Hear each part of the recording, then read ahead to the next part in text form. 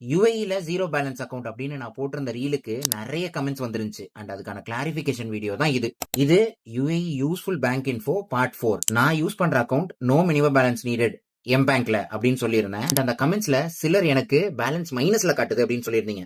First, நான் ஏன் M பேங்க்ல யூஸ் பண்றேன் அப்படின்னா ப்ராசஸ் எனக்கு ரொம்ப ஈஸியா இருந்தது.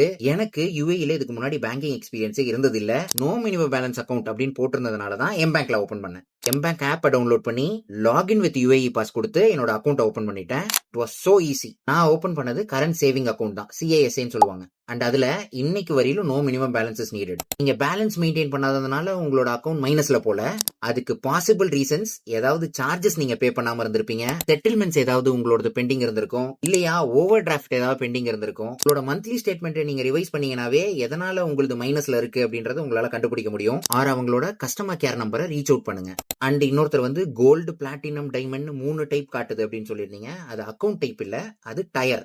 என்னோட சேவிங்ஸ் அக்கௌண்ட் ஆட்டோமேட்டிக்கா கோல்டு டயர்ல தான் இருந்தது. அண்ட் நம்மளோட எலிஜிபிலிட்டி அண்ட் அவைலபிலிட்டியை பொறுத்து பிளாட்டினமோ டைமண்டோ நமக்கு கிடைக்க வாய்ப்பு இருக்கு. இவ்வளவுதான். இதுக்கும் பேலன்ஸ் மைனஸுக்கும் சம்பந்தம் இல்ல. அண்ட் உங்களுக்கு வேற ஏதாவது டிஃபிகல்ட்டி இருந்துச்சுனாலும் அவங்களோட ஆப்லயே ஹெல்ப் அண்ட் சப்போர்ட் ஆப்ஷன் இருக்கு, அதை யூஸ் பண்ணிக்கங்க.